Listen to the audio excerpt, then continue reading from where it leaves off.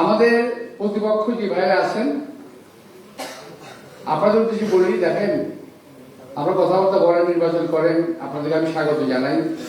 এখানে আসলে যদি সম্ভব হয় আমার বাসায় আপনারা এসে চা খাই যান, চা খান, নাস্তা খান, বিরিয়ানি এখানে সব খাবো, কোনো অসুবিধা নেই। কিন্তু ভাই দয়া করে উল্টা পাল্টা কথা বলেন না, খালি উল্টা পাল্টার কথা কয়, মানে পায়ে পাড়া দিয়ে ঝগড়া করতে চায়, বুঝছেন? আমি ঝগড়া করবো না, যত বেশি আপনারা করেন। আমি এবং আমার দল ঝগড়া করবে না। আপনাদেরকে আমরা বিরিয়ানি খাওয়াবো, আমি আপনাদেরকে চা খাওয়াবো, যা চা তাই খাওয়াবো, কিন্তু ঝগড়া যেটির কথা করেন না। আমার বাসায় চা বইকে দেন, অসুবিধা নেই, কিন্তু পাবলিকলি কথা এগুলো করেন না। খুব খারাপ। দেশটাকে সংহত হতে দেন, সহ্য করতে শিখুন। শুধু একটি হতেই হবে এমন ভাবার কোনো কারণ নেই। যদি আপনি ভালো থাকেন, যদি আপনি ভালো হন, তাহলে মানুষ আপনাকে ভোট দেবে, আমাকেও দেবে।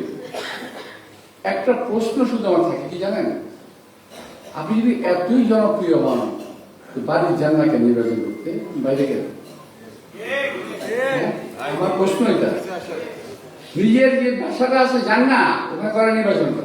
আমি তো আমার বাপের বিরুদ্ধে নির্বাচন করতেছি এখান থেকে, আমি আমার মাতৃভূমি বাপের বিরুদ্ধে নির্বাচন করতেছি। কিন্তু যারা ঢাকার দিকে নজর দিচ্ছেন, ঢাকা কি একটা আকর্ষণীয় জায়গা, শুধু কথা বলেন।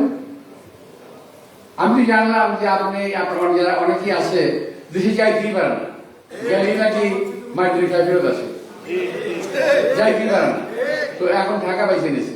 তো যাই হোক, ঢাকাবাসী অত্যন্ত বিশাল এবং উদার মনের অধিকারী যারা, আপনাদেরকে মারধর করবে না।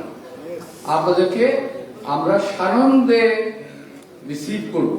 বলেন কবে কোথায় রিসিভ মিটিং করবেন, আপনার সঙ্গে থেকে আপনার নির্বাচনী প্রচারণা করবেন। যদি আপনাদের দেশের লোক ভালোবাসে, আপনাদের ভোট দেওয়ার অসুবিধা নেই।